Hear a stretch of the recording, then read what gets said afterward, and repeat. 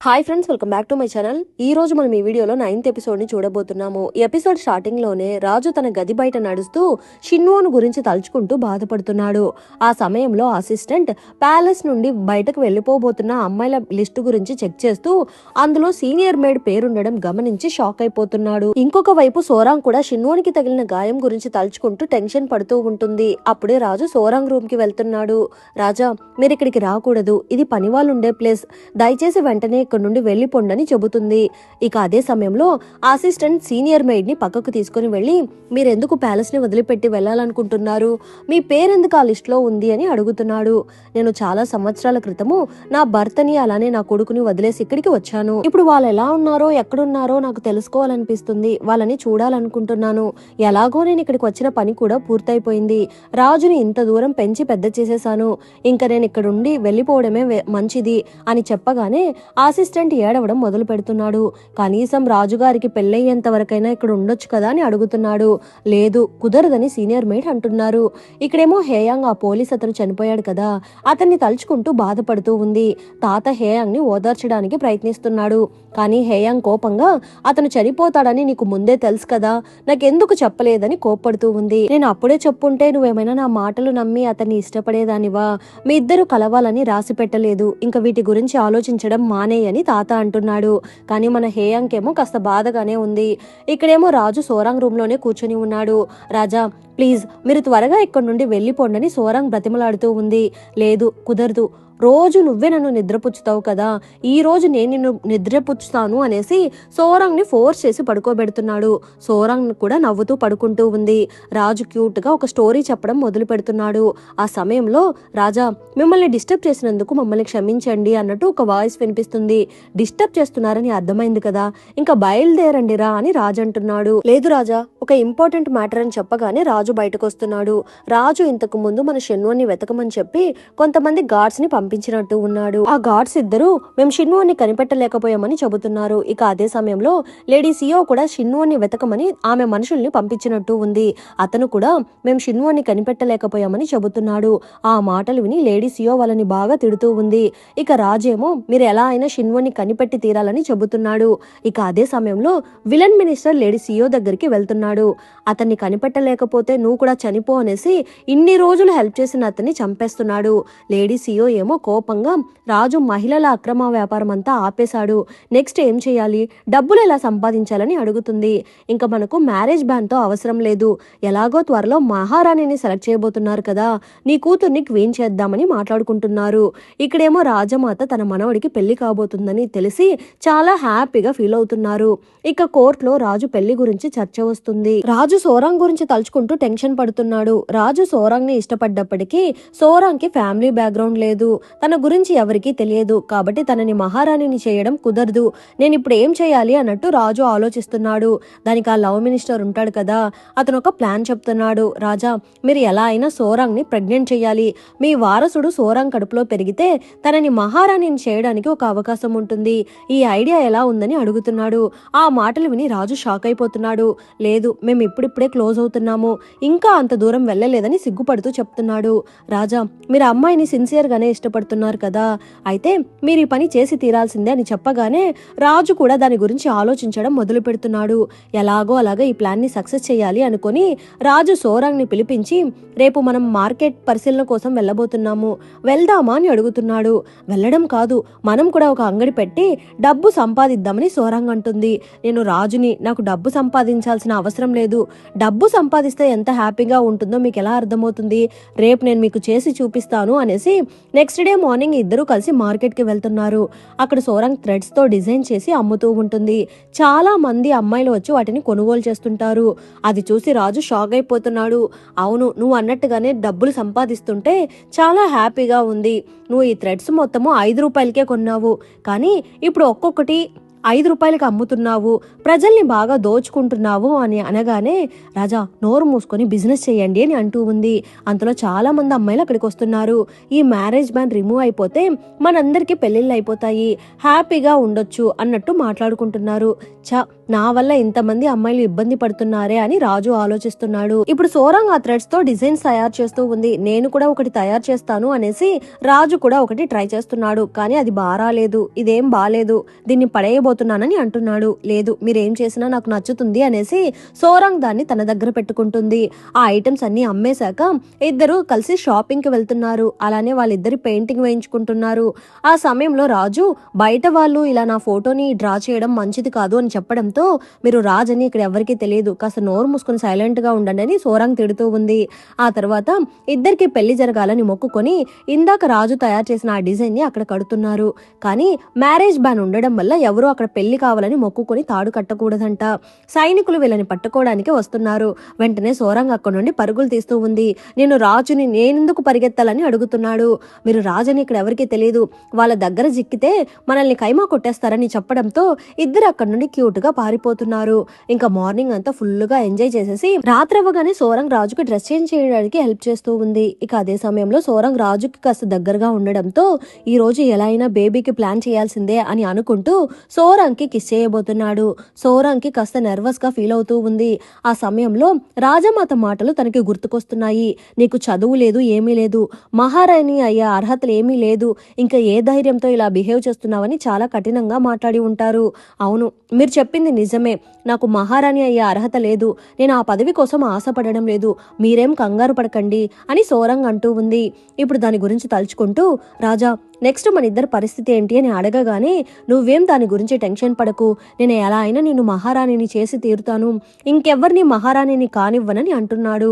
అలా కాదు రాజా, సోరంగ్ అనేది నా ఒరిజినల్ నేమ్ కాదు, పైగా నాకు ఫ్యామిలీ బ్యాక్గ్రౌండ్ కూడా లేదు, మరి నేనెలా రాణిని కాగలను, ప్లీజ్ నన్ను నమ్మని రాజు అంటున్నాడు. నేను మీ ప్రేమని అంగీకరిస్తున్నాను, కానీ నాకు ఎటువంటి పదవులు అవసరం లేదు, ప్లీజ్ దయచేసి నన్ను అర్థం చేసుకోండి అని చెప్పేసి సోరంగ్ అక్కడి నుండి వెళ్లిపోతూ ఉంది. రాజుకి ఏం మాట్లాడాలో అర్థం కాక సైలెంట్ అయిపోతున్నాడు. ఇక్కడేమో హేయాంగ్ దిగులుగా కూర్చొని ఉంటే పెయింటర్ అక్కడికి వస్తున్నాడు. నీతో కాస్త పర్సనల్ గా మాట్లాడాలని చెప్పి తనని పక్కకు తీసుకుని వెళ్తున్నాడు. తాత అది గమనించి కొత్త లవ్ స్టోరీ మొదలవబోతుంది అనుకుని చాలా హ్యాపీగా ఫీల్ అవుతున్నాడు. పెయింటర్ తనని పక్కకు తీసుకుని వెళ్లి ప్రపోజ్ చేయడం స్టార్ట్ చేస్తున్నాడు. హేయాంగ్ ఏం ఆన్సర్ చెప్పిందో మనకి చూపించడం లేదు. ఇక ప్యాలెస్ లో సీనియర్ మేడ్ బయటకు వెళ్లబోతున్నారు. సోరంగ్ సీనియర్ మేడ్ తో మాట్లాడుతూ ఆల్రెడీ షిన్వోన్ మన ప్యాలెస్ ని వదిలిపెట్టి బయటకు వెళ్లిపోయాడు, ఇంకా మీరు కూడా ఇక్కడ నుండి వెళ్లిపోతే నేను ఒంటరిదాన్ని అయిపోతాను, ప్లీజ్ వెళ్ళకండి అని అంటుంది. మన రాజుగారే నీకు సపోర్ట్ గా ఉంటున్నారు, ఆయన నేను చాలా జాగ్రత్తగా చూసుకుంటారు, నువ్వేమి కంగారు పడకమ్మా అని అంటున్నారు. అసిస్టెంట్ దూరం నుండి చూస్తూ బాధపడుతూ ఉన్నాడు. అంతలో రాజు అక్కడికి వస్తున్నాడు. రాజా మీరెందుకు ఇక్కడికి వచ్చారని సీనియర్ మేడ్ అడగడంతో మీకు సెండ్ ఆఫ్ ఇవ్వడం కోసమే వచ్చాను, చిన్నప్పటి నుండే ఇప్పటి వరకు మీరే నన్ను పెంచి పెద్ద చేశారు, మీరు నాకు అమ్మతో సమానము, ఒకసారి మిమ్మల్ని హక్ చేసుకోవచ్చా అని అడుగుతున్నాడు. ఆ మాటలు విని సీనియర్ మేడ్ బాగా ఎమోషనల్ అయిపోతున్నారు. వెంటనే రాజుని హక్ చేసుకుంటున్నారు. అది చూసి మన సోరంగ్ కూడా చాలా ఎమోషనల్ గా ఫీల్ అవుతూ ఉంది. ఆ తర్వాత సీనియర్ మేడ్ అక్కడ నుండి వెళ్లిపోతున్నారు. అంతలో ఆ లవ్ మినిస్టర్ అక్కడికి వచ్చి రాజు షిన్వోన్ ని వెతకమని గార్డ్స్ ని పంపించారు కదా, వాళ్ళు వచ్చారని అంటున్నాడు. షిన్వోన్ కి ఏమైంది, కనిపించాడా లేదా అని రాజు అడుగుతున్నాడు. వీళ్ళిద్దరూ షిన్వోన్ ని కనిపెట్టి అతనితో మాట్లాడినట్టు ఉన్నారు. ఇక మీదట నా కోసం వెతకొద్దు అని షిన్వోన్ చెప్పినట్టు ఉన్నాడు. ఇప్పుడు ఆ విషయాన్ని రాజుకు చెప్తున్నారు. ఓహో వాడు అలా అన్నాడా, అయితే నేను కూడా ఏదో ఒకటి చేసి తీరుతాను అన్నట్టు రాజు ఆలోచిస్తున్నాడు. ఇప్పుడు షిన్వోన్ ఒక కొండ దగ్గర నిలబడుకుని ఉంటే అతన్ని వెతుక్కుంటూ మన పెయింటర్ వస్తున్నాడు. మనం ఇద్దరం కలిసి డ్రింక్ చేద్దామా అని అడుగుతున్నాడు. ఇప్పుడు ఇద్దరు కలిసి మందు కొడుతున్నారు. వీళ్ళిద్దరూ నెమ్మదిగా క్లోజ్ అయిపోతున్నారు. నేను హేయాంగ్ కి ప్రపోజ్ చేయడానికి వెళ్ళాను, కానీ నాకు ప్రేమ అంటే ఏంటో తెలియదు, నేను ఇప్పుడే మీకు ఓకే చెప్పలేకపోతున్నాను అనేసి ఆ అమ్మాయి అక్కడి నుండి వెళ్లిపోయిందని అంటున్నాడు. ఓకే మీరేం దాని గురించి బాధపడకండి అని షిన్వోన్ అతన్ని ఓదారుస్తూ ఉన్నాడు. ఆ సమయంలో పెయింటర్ షిన్వోన్ చేతిని గమనించి మీ చేతికి బాగా గాయాలయ్యింది, ఇంకా పూర్తిగా క్యూర్ అయ్యే అవకాశం ఉందా లేదా అని అడుగుతున్నాడు. క్యూర్ అవ్వడానికి లైట్ గా ఒక అవకాశం ఉందని షిన్వోన్ అంటున్నాడు, కానీ నాకు అందులో నమ్మకం లేదని చెబుతున్నాడు. ఇక్కడేమో ఆ లవ్ మినిస్టర్ మన రాజు దగ్గరికి వెళ్లి రాజా నేను మీకు ఒకటి చూపించాలని అనుకుంటున్నాను, పదండి వెళ్దామని తీసుకుని వెళ్తున్నాడు. చూస్తే రాజుగారి ప్యాలెస్ ముందు ఒక పెద్ద టెంట్ వేసి ఒక రూమ్ లాగా అందంగా డెకరేట్ చేసి ఉంచాడు. ఇదేంటి, ఎందుకు ఇలా చేశారని రాజు అడుగుతున్నాడు. మీ సోరాంగ్కి బయట సరదాగా గడపడమే ఇష్టం కదా, అందుకే తన కోసం స్పెషల్ గా ఈ రూమ్ ని సిద్ధం చేశాను.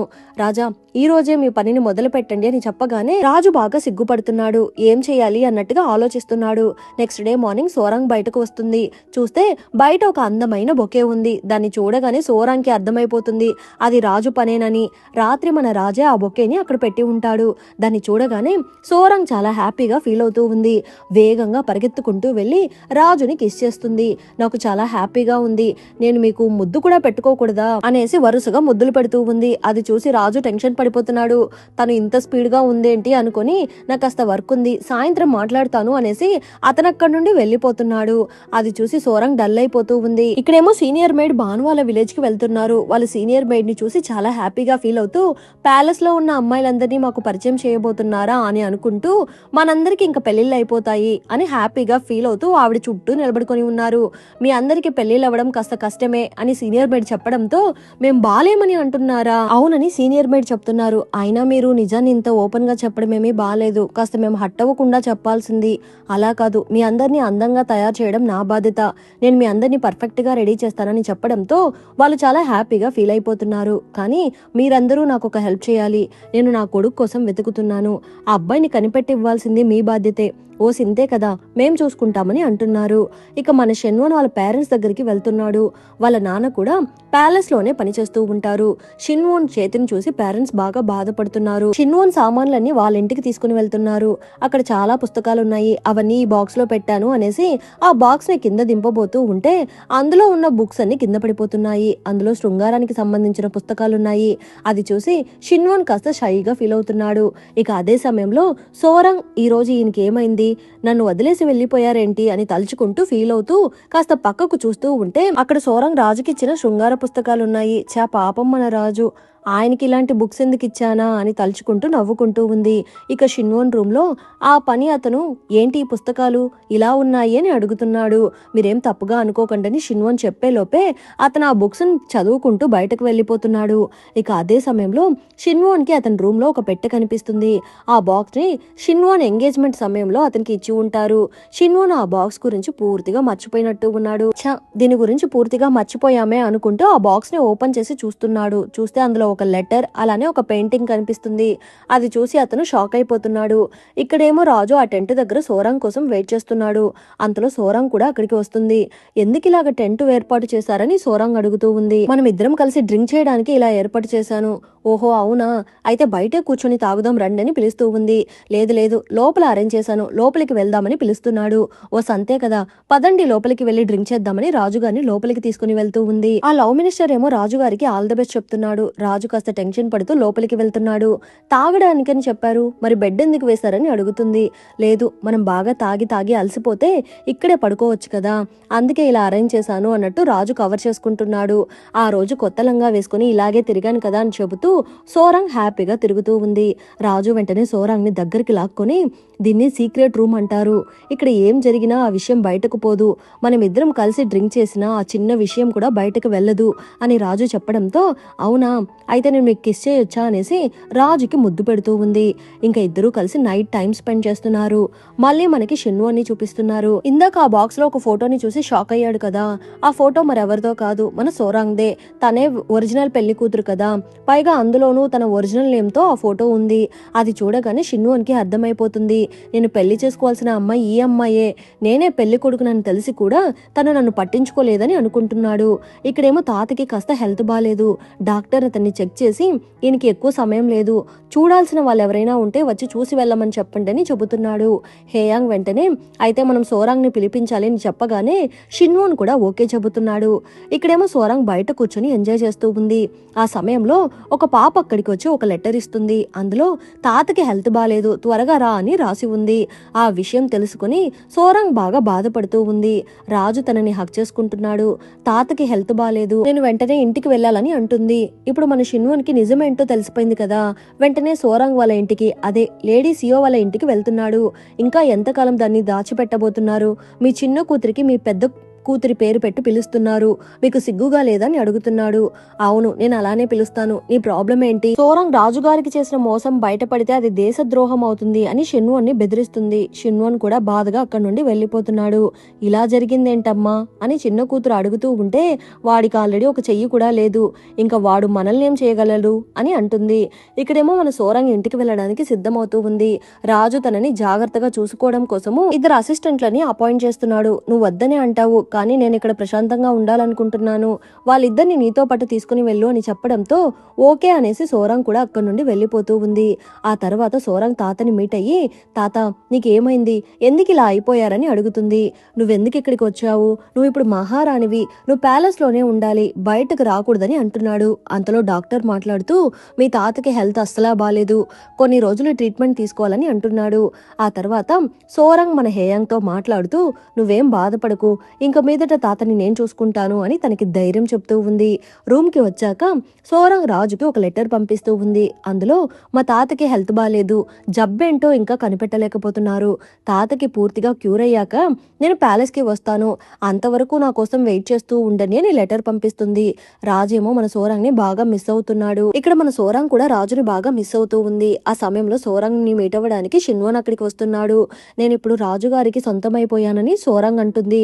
అయితే నీకేదైనా పదవి ఇచ్చి ఉంటారు కదా, నాకెందుకు దాని గురించి తెలియలేదని అడుగుతున్నాడు. లేదు, నాకు పదవి లేది అవసరం లేదని చెప్పాను, కానీ నాకు ఒక విషయం మాత్రం అర్థం కావడం లేదు, నువ్వెందుకు నా దగ్గర నిజం దాచావు? నేను 7 సంవత్సరాల నుండి నీకోసమే వెతుకుతున్నాను, నీకు నిజం తెలిసి కూడా నా దగ్గర ఎందుకు చెప్పలేదని అడుగుతున్నాడు. ఎందుకంటే నువ్వు వెతుకుతున్న అమ్మాయిని నువ్వు పూర్తిగా మర్చిపోవాలని నేను కోరుకున్నాను. నేను ఈ 7 సంవత్సరాల్లో నా పేరు, నా ఫ్యామిలీ అన్నీ కోల్పోయాను, ఆ అమ్మాయి ఎప్పుడో చనిపోయింది, ఇక మీదట నేను సోరంగ్ మాత్రమే అని అంటుంది. ఓహో, నాకిప్పుడే అంతా అర్థమైంది, నువ్వు నిజంగా ఆత్మలతో మాట్లాడే అమ్మాయివి కాదు, క్రౌన్ ప్రిన్సెస్ నీ బాడీలోకి వస్తున్నట్టు నువ్వు చెప్పినవన్నీ అబద్ధాలే కదా అని అడుగుతున్నాడు. సోరంగ్కి ఏం చెప్పాలో అర్థం కాక సైలెంట్ గా ఉంది. కరెక్ట్ గా అదే సమయానికి రాజ్ అక్కడికి వస్తున్నాడు. ఆ మాటలు విని షాక్ అయిపోతున్నాడు. అయితే నువ్వు చెప్పినవన్నీ అబద్ధాలా అని అడుగుతూ సోరంగ్ పక్కకు వచ్చి నిలబడుతున్నాడు. నువ్వేమేమి అబద్ధాలు చెప్పావో నాతో చెప్పు అని అడుగుతున్నాడు. సోరంగ్ ఏమో షాక్ అయిపోతూ ఉంది. సోరంగ్ చెప్పినవన్నీ అబద్ధాలేనని రాజుకు అర్థమైపోతుంది. ఇకపై నువ్వు ఎప్పటికీ ప్యాలెస్ కి తిరిగి రావద్దని అంటున్నాడు. ఆ మాటలు విని ముగ్గురు షాక్ అయ్యి ఒకరినొకరు చూసుకుంటున్నారు. అంతటితో ఎపిసోడ్ ఎండ్ అయింది. మళ్ళీ నెక్స్ట్ ఎపిసోడ్ లో కలుద్దాం. ఎపిసోడ్ ఎలా ఉన్నదో తప్పకుండా కమెంట్ చేయండి. ప్లీజ్ సపోర్ట్ చేయండి. Thanks for watching.